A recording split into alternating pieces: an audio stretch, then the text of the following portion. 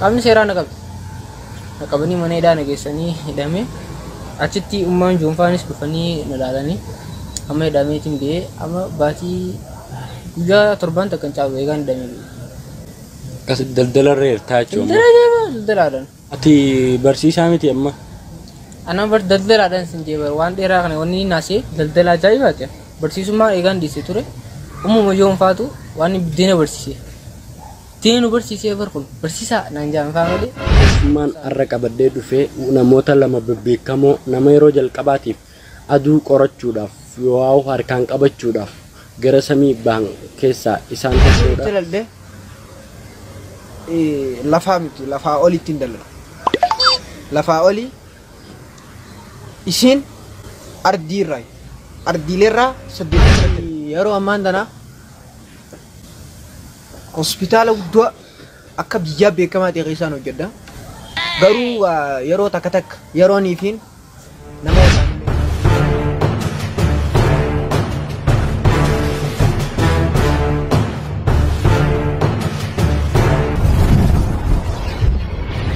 kan jirtan kabajamtootaa fi daawwattoota keenya kun qophii akka carraa ta'e al takka isin bira gahuudha. Qophii teenya tanarratti kan baadiyyaa jirtan gara magaalaa kan magaalaa jirtan gara mana TV deemtanii yeroodhaaf TV keenya kanarratti deebistanii akka daawwattaniif abbootii qabeenyaa magaalattii isinii dubbisuuf yaalii guddaa taasisnullee nuuf milkaa'uu hin dandeenye. Keessummaan har'a qabadee dhufee namoota lama bebbeekamoo nama yeroo jalqabaatiif aduu qorachuudhaaf yoo harkaan qabachuudhaaf gara samii bahan keessaa isaan tokkodha. Isaan sunis eenyuma jettanii nutti mufachuun keessan hin oolu.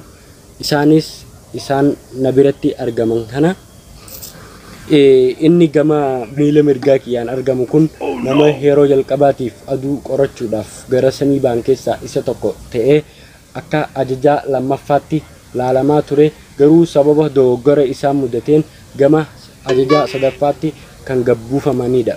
Inni gama gurra bitaa kiyyaan argamu kun waahiluma isaan kanaa ta'anii waan ajajummaa ja'amu keessaa kan qooda hin qabnedha.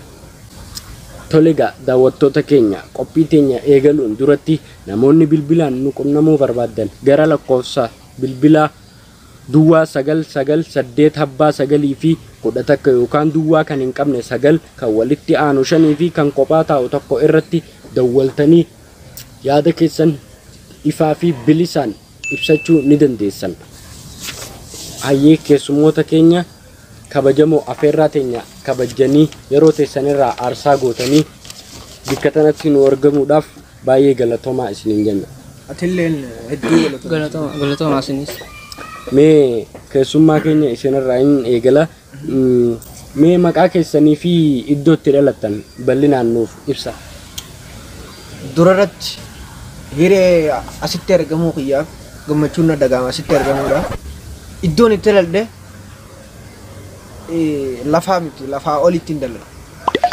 Lafaa oli isin ardiirraa ardiileerraa 8 irratti argamti. Ardii akka addunyaattis akka beekamee jirutti ardiileen addunyaarra jiran 7 ardii 8ffaa irratti dhalattan immoo isin akkam wanni kun bakka tana ardiin silaa 7 turte san addunyaan ammallee hin beeyi nu hanqa warra aduu qoratu bichaadha. Ardiin sanii hojii 8 Ameerikaa jedhamti baqaan hunda amma namni hanqi tokko qorachuuf illee yaalaniiti addunyaan nu fudhattu yaani dhiisan. Furatu ka addunyaan biyya irraa baate jechuudha. Kopheen warra aduu qoratu bichaadha kan kasan amma faranjoonni nu hin danda'an dhaqu. Ameerikaa jechuun akka keenyatti yookaan akka warra aduu qoratutti ammoon ilma yommuu ta'u rikkaan abbaadha. Ilmi aduu abbaanoo urjiilee.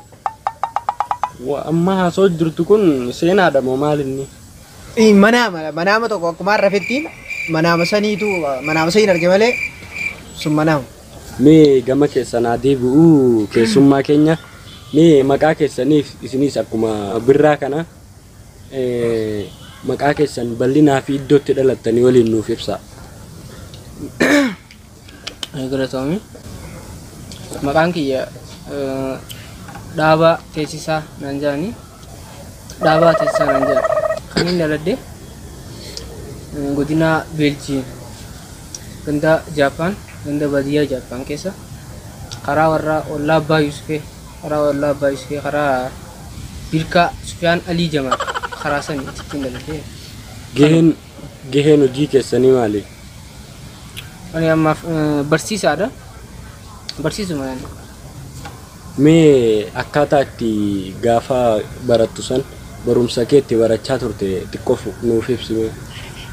gaariidha ani kaniin baradhe biyyumti jechuma malkaa asittiin baradhe takkaa fi lama walitti qabeetiin sadi baradhe akkasuma afurii fi shanis jaha dabalatee walitti qabeetiin torbuma baradhe sagaliis kudhanirra utaalee kudha takka ittiin baradhe akkasittiin baradhe kudha lamatti garuu wanti ajaa'ibaa tokko uumamu wanti inni yaadee hin beekin mudannoo ajaa'ibaa tokko na mudate. Maaltu isin mudate? Niin kufe. Kufte? Beetiin kolleejjii asitti seenee asii baradhee amma sadarkaa namarra jiru tana geetiin jira galanni kan isaati. Mee maqaa keessan kan warra lafaa nuuf himaa. Maqaan kiyya kan warra lafaa bii akkamaan beekaa irraa fuudhame jedhaniituma bii jedhaniituma nama. Amma ijoolleen takka takka mucaa tokko guyyaa tokko sababaa bii maaliif naan jette irra tumeetiin osoo karaa deemu jiru eega bii didde bir naan jenna rifachiisan. Amma eegaan guddadhee sadarkaa kana gee birraa jedhanii na yaaman amma. Wanni mataa na dhukkubsu jiru qabu wanni gizee hunda namaa gattee yaadduuf dhiiroo namni kun hoggaan addunyaa irraa boqodhe seenaa keessatti Dr. Birhaanuu jedhanii na yaaman jeetiin aaree rifa akkanumatti. Tole yaada bal'aa nuuf kennitaniif galatoomaadha. Mee gama keessan deebi'uu keessummaa keenya baay'inni barattoota isin barsiistanii hangam takkani ta'a? Barattoota an barsiisu heddummina isaanirra akka lama baafnee ilaaluu dandeenya. Barattoota dhiiraa fi dubaraa jechuu keessanii? Akkas osoo hin ta'in barattoota mataa jabaatanii fi barattoota garaa laaffatan jennee ilaaluu dandeenya bakka lama baafnee. Amma barattoonni mataa jabaatan baay'inni isaanii dhiirarraa 19 dubartii 8 takka nu duute amma 7 jira. Ta ammoo warri garaa laaffatan jenne shamarran baay'inaan harki guddaan dubartii 23 fi dhiira 4 moo 3 akkana dubartii 3 sanuu ni haate mataa jabaatte dubartumaa jedhamu dubartii 23. Barattoota amma jettu kana hunda isinumaatu barsiisa? Kan ammaas wanta an barsiisu yaadumaan sitti malee waa barsiisaa hin qabu barattoota. Isin barsiisaa miti moo? Ani waa barsiisaa miti. Ayyee akka malee nu goote keessummaa keenya. Mee gama keessan deebi'uu keessummaa keenya yeroo ammaa maal hojjechaa jirtan maqaan hospitaala keessanii hoo maal?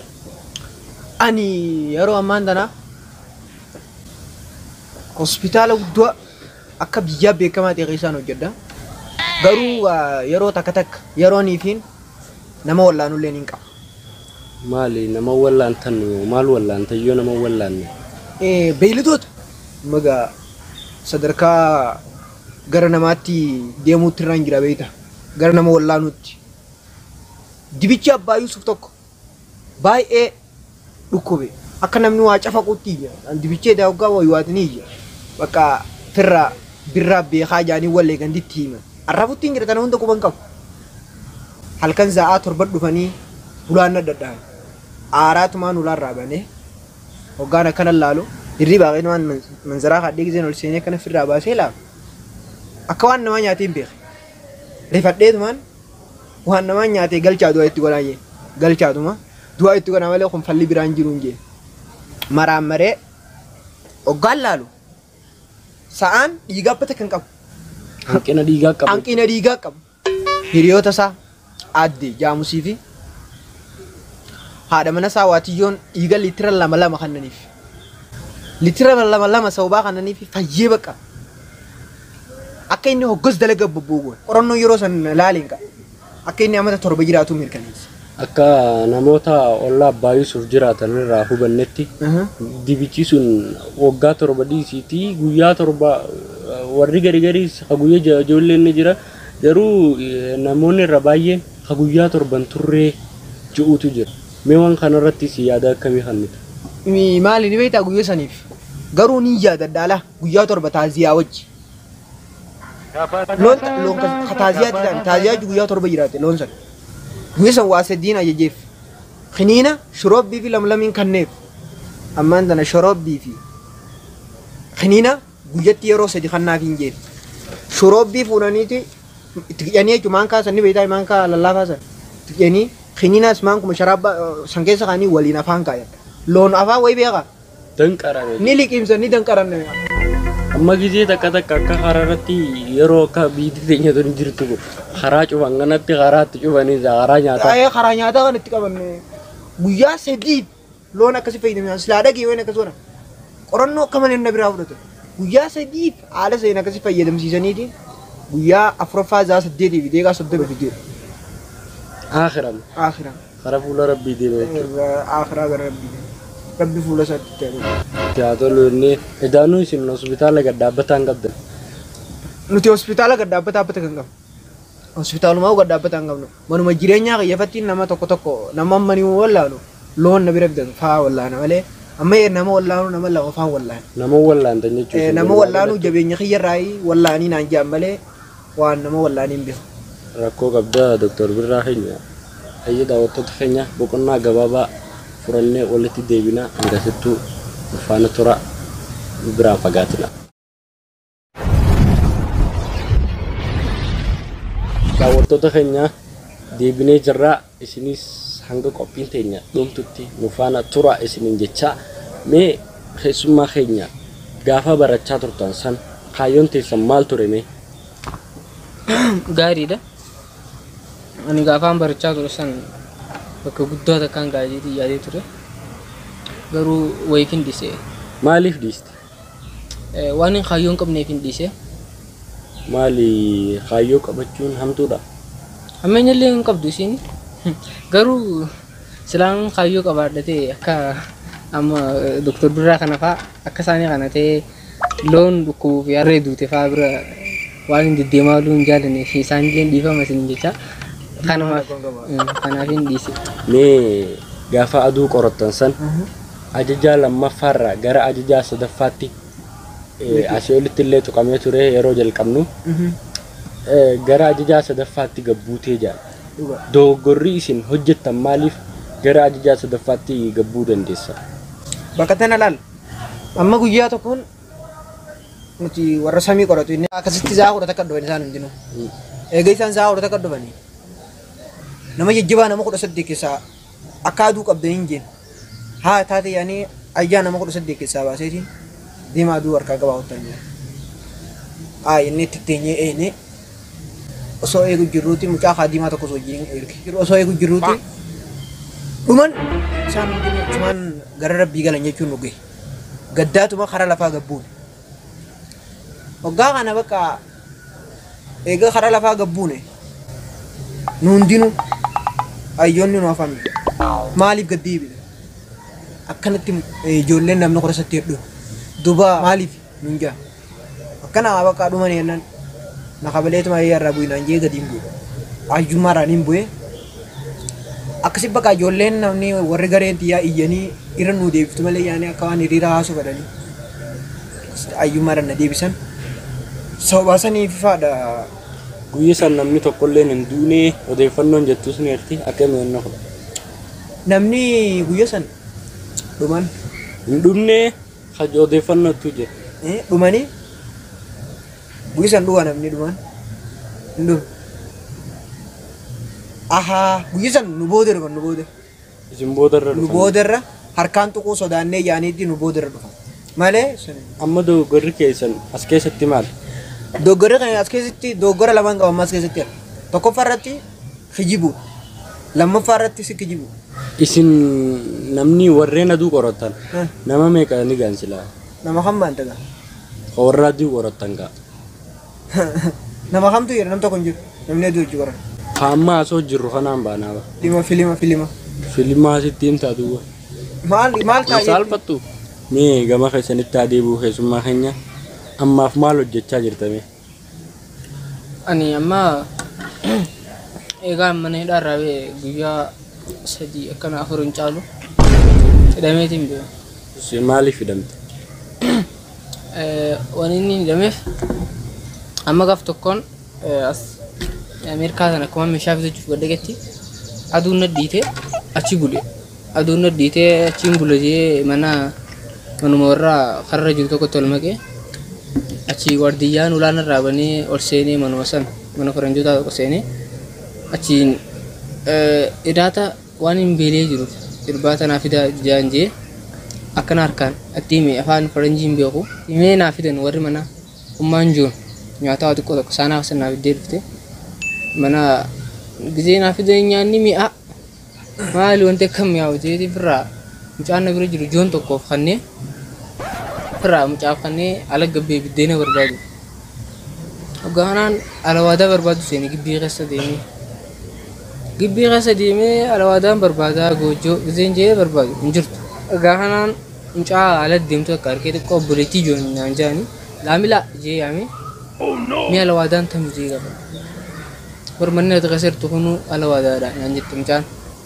Ati teenyu madaasii taqaqaa qabdu san barbaadu. Alawaadaa akka bareeddu maali jeetiin itti qoflee manni numa quufan faranjoonni jee achi biddeena barbaadan maayis alawaada gizeen ol deebi'u mucaan nu bira jira ibiddarra ta'ee hojjirtaa barnaan jedhu mee biddii jee gizeen jala barbaadu istoofaarra ta'ee hojjirtaa barnaan jedhu hantuuta jette jeetumaan karaa alaa idoo mucaan hantuuta hin jenne mukaan barbaadu jeetiin ala bee mucaan maraataa daawwallee kun jettee na biraa kutte keetiin akkuma manitti ol deebi'etti akkuma ifaa lallaaluuf akkana jettee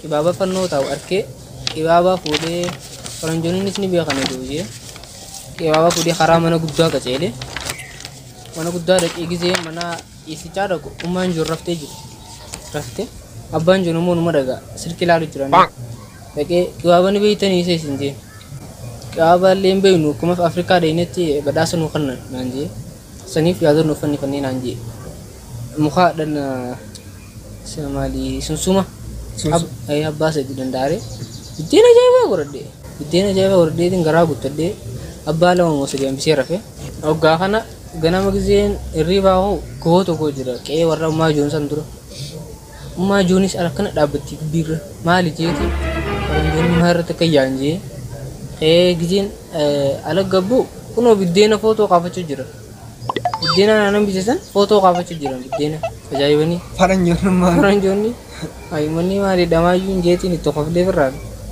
ol deebi'uuf gizeen jiru na jala deemanii jahanaa godheeru biddeena sanaan jaanii wal nagaa garsiisan akka laalee gamaa biraachi gara galee na jala yaa'an ganaa waan akka tasanii mi'ooytuun onneen dhukkubsite waan akka tasanii tan nuu fidaa biddeena kana nun jaa Sukkarri nu qabe. sukkarri nu qabe biddeena nuu fidaa biddeena fidachuudhaaf qibaabaa isin barbaachisaa qibaabni biyyi teessan hin jiru hin jeen biyyi teenya amma Afrikaa biyyi teenya qibaabaa jira sin jiru hin jeen qibaabni gaa biyyi teenya biyyi kotorban diidhanii beeytaame Namatti dhiisan hashiishaaf inni tokkuma. tokkuma poolisii asittis ni sodaadhaanii faduu hin jeemu wanni kun kotorban diidha Akka keessan seenutti. na diideen ganaa qibaaba nuuf iddu malee jaanii maallaqa naqqannaan niin diideenis ummaan juunfaanis na kadhatanii jennaani haa jee maallaqa irraa fuudhee as dhufe Afrikaa biyya tana dhufee qibaaba geessuuf qibaaba abbaa 735 akkana fe'ee xayyaara fe'ee deemuu jiran karaa Ameerikaa Afrikaa irraa osoon xayyaara fe'ee deemuun abbaa 13 moo kana xayyaarri na jala caccabse saaltorratti xayyaarri saaltorra na jala cabse abbaa 13 kurbaarratti sabbaa lama cabse xayyaarri saaltorratti hayi xayyaara wayita kaa qortee tamma Xiyyaara cabsee saaltorratti kurbaarra na jala cabse abbaa 13 abbaa lama moo achuma keessa na jala hatanii xayyaara keessatti abbaa tokko shifertichi na gurguri naan jee abbaa tokko isuma gurguree fi atileetii wantaati xiyyaara aeropilaane maal jaanni Aeropilaano mee. aeroplaan san achi isaaf kennee fi abba karaa gandaa fe'ee hanqanaatti harkatti hafe fe'ee geesse warra naan jeesan naafaan horeenii gurratan qibaaba naafaan horeenii tokko tokko gurrataniif kan faranjoonni abbaa shanuma akkanaan ummaa jooniif irraa dhokeessee fi ummaa jooni geesseef abbaa shaniif kana innaa ganji qibaaba biddeena malee jaangaan faranjoonni haa Afrikaa fakkaate. Afrikaa malee nyaan biddeena nyaatanii xiqqoo gurraachamuu fedhanii kudha nyaatan jeetiin ammaas ganaa achiin jiraachuu jira zaawiyyaa ummaa joonsan achumaan ta'an achuma taatiin dalagadha achuma qibaabuma kana faan naggaatee ta'uu eegalee achi ganaa ammaas guyyaa torbaan lama kana boodana dhufanii ankalaba nuu fidii naan jaa ankalaba sanganaa dalagaa naa guutee qaatiyyaa sirfee duun irratti argadha waan kana qibaaba firii tokkoon 400 itti gurguradha asii ebbaa 80 faa bitee xayyaara sanarra barreeffamni jiru meediin Itoophiyaa jedhamu akka Ingilishii. meediin xayyaararra waan ta'a qibaabuma sanarraa meediin Oromiyaa qibaabni asittiin hordisiisaa jira asittiin tolchisiisa Nice. biyyattii tanattiin tolchisiisee geessa Afrikuma jaan isaan Afrikaanota naan jaani achi fee ankalabaan fee ajiyaas dhufee ammaas ankalaba fee ankalaba makiina lama fee geesse dalagaan naa uute gaan tanaatan gidduu qibaaba malee ganaa faranjoonni biddeena malee jaani asii ganaa guyyaa tokko na dhufaniiti safii nuu fidii naan jaan qalamshii ni beeytaame abiddeena rabbaasa fidii naan jaan qalamshiishaa fi maasasa xara ganiin qibaaba isa fidii naan jaan as dhufeetiin nama kan safii hodhuu beeku laalee biyyitan hodhisiisee qalamshiishaa makiinaa 4 maasasa boondaa turbu wajji gulbata barbaree diimtuu fi miikaa lama erga qabadhee achi geessu jiru fee osoon Afrikaa irraa karaa Ameerikaa deemuu ni jiru na qaban poolisni qaamni seeraa na qabanii mana hidhaa na geessanii hidhamee achitti ummaan joonfaanis dhufanii na laalanii amma hidhameetiin ba'ee amma baatii guyyaa torbaan takkan caalu eegaan hidhamee ba'e. akkas daldalarra hirtaa jechuudha. Daldalaadhaan. Ati barsiisaa miti amma? Ana bar daldalaadhaan sin jee bar waan dheeraa kana wanni naasee daldala ajaa'ibaati. Barsiisummaa eegaan dhiisee ture uumama joonfaatu waan biddeena barsiisee. Teenu barsiisee bar kun barsiisaa naan jaan faa malee an barsaa miti. Nee gama keessan adeemu Dr. Birra. Nee mudannoon teeterraa nuuf mudannoo tanaan waan inni nama kana yookaan beeyladaa tana wallaanu hedduun qaba. Bakka mudannoo hedduu sanirraa gaaf tokko karaa baadiyyaa kana reetii takka laalu.